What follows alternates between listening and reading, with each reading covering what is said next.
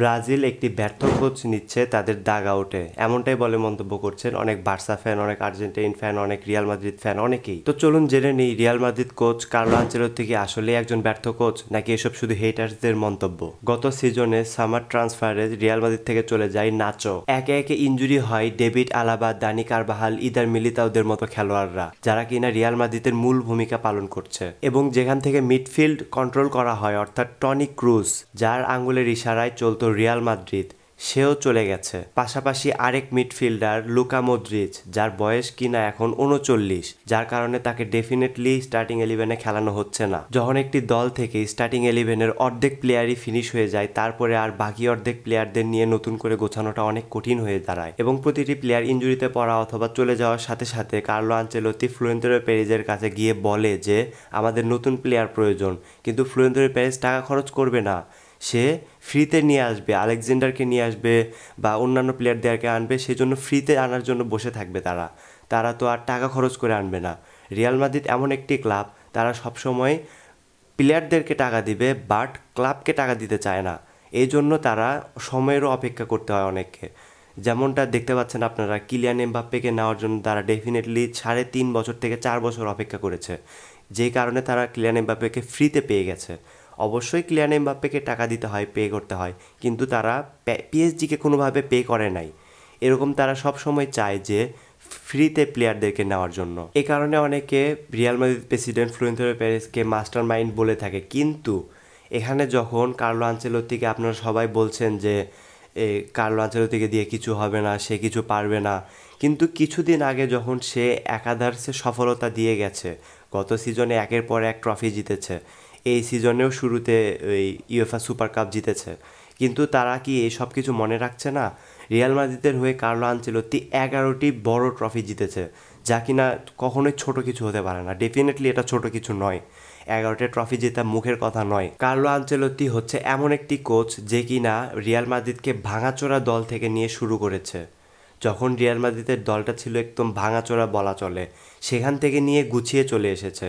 এখন আপনারা একটা জিনিস খেয়াল করে দেখতে পারেন, জিনেদিন জিদান, যে কিনা আগেই বুঝতে পেরেছিল যে এরকম একটি সমস্যা হতে পারে, প্লেয়ারদের একটি ভাঙাচোরা অবস্থা চলে আসতে পারে, বিভিন্ন প্লেয়ার ইনজুরিতে চলে যাচ্ছিল এবং ভালো প্লেয়ার পাচ্ছিল না সে, এবং ফ্লোরেন্তিনো পেরেজকে বলেছিল যে আমার এই প্লেয়ার দরকার, আমার এই প্লেয়ার নিতে হবে, কিন্তু সে টাকা খরচ করেনি বিদায় জিনেদিন জিদান আগে থেকে বুঝে গিয়েছিল যে এমন একটি সমস্যা হতে পারে, যে কারণে জিনেদিন জিদান সব কিছু রেখে চলে গেছে।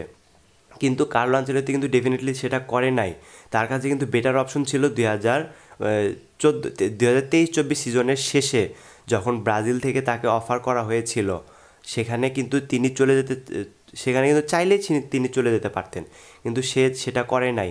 সে করেছে নিজের রিয়াল মাদ্রিদ দলেই থেকেছে, এবং সেটা ছিল তার সবচেয়ে বড় ভুলের মধ্যে একটি। এবং আমি বিভিন্ন কমেন্ট পড়ে দেখেছি বিভিন্ন জায়গায়, যারা বলছে যে কার্লো আনচেলত্তিকে এক্ষুনি তাড়িয়ে দিতে হবে। যেই মাদ্রিদিস্তারা বলছে যে কার্লো আনচেলত্তিকে যত তাড়াতাড়ি সম্ভব সরিয়ে ফেলো, কার্লো আনচেলত্তি কিন্তু এই কথাটা ডিজার্ভ করে না, কারণ তাকে উপযুক্ত প্লেয়ার দেওয়া হয় নাই, সে কিভাবে তার ট্যাকটিক্সে খেলাবে। আর যারা রিয়াল মাদ্রিদ ফ্যান আছেন তাদের উদ্দেশ্যে একটা কথা বলি, কার্লো আনচেলত্তিকে দিয়ে যে আপনারা সব করে ফেলবেন, ব্যাপারটা কিন্তু এমন না। ফিফার ইতিহাসে 22টি ফিফা ওয়ার্ল্ড কাপ অনুষ্ঠিত হয়েছে। এই 22টির মধ্যে একটি সিঙ্গেল দেশও নাই যারা বিদেশি কোচ দিয়ে ওয়ার্ল্ড কাপ জিতেছে। আপনাদের তো এখন মূল টার্গেট ওয়ার্ল্ড কাপের, যেহেতু নেইমারের সম্ভাব্য শেষ বিশ্বকাপ। আর যদিও এখনও কার্লো আনচেলত্তির এখনও ওই কোনো চুক্তি নবায়নের বা চুক্তি শেষ হওয়ার কোনো নতুন করে কোনো ট্রান্সফার ঘোষণা দেওয়া হয় নাই। রিয়াল মাদ্রিদ থেকে অফিসিয়ালি কোনো ঘোষণা আসে নাই যে কার্লো আনচেলত্তিকে বাদ দেওয়া হচ্ছে। এমনটা ধারণা করা হচ্ছে যে কোপা দেল রে ফাইনাল, অর্থাৎ 27 তারিখে কোপা দেল রে ফাইনালের মাধ্যমে রিয়াল মাদ্রিদ থেকে কার্লো আনচেলত্তির শেষ কোচিং সেটা শেষ হয়ে যাচ্ছে।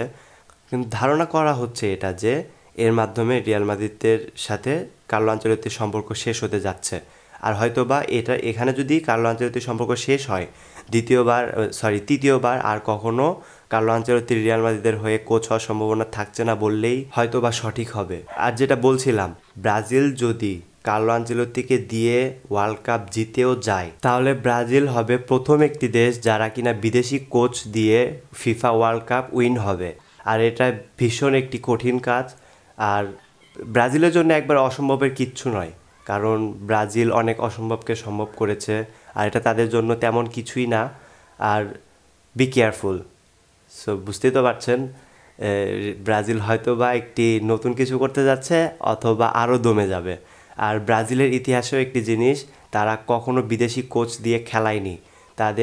কখনোই তাদের বিদেশি কোনো কোচ ছিল না। 1930 থেকে নিয়ে 2025 সাল পর্যন্ত এখনও কোনো বিদেশি কোচ তারা খেলায়নি। আর কার্লো আনচেলত্তিকে ব্রাজিলে আনার বিষয়ে সিবিএফ প্রেসিডেন্ট নেইমার সহ আরও অনেক সিনিয়র প্লেয়ারদের সাথে কথা বলেছে। আর আপনি একটা জিনিস মাথায় রাখবেন, যেহেতু নেইমারের সাথে এই বিষয়ে কথা বলেছে এবং নেইমার সম্মতি জানিয়েছেন, এই ক্ষেত্রে আপনি এতটুকু শিওর থাকেন যে ব্রাজিল যে তাদের ইতিহাস ভেঙে বিদেশি কোচ নিয়ে আসছে তাদের দলে, এর জন্য কোনো সমালোচনাই হবে না। এর একটি কারণ, সে নেইমার সহ আরও যে সিনিয়র প্লেয়াররা রয়েছে তাদের মোটামুটি অনেকের সাথে এই বিষয়ে কথা বলেছে এবং তারা সম্মতি জানিয়েছেন। এই কারণে হয়তো বা এই বিষয়ে কোনো সমালোচনা হবে না। তো আশা করি ভালো থাকবেন, সুস্থ থাকবেন। আল্লাহ হাফেজ।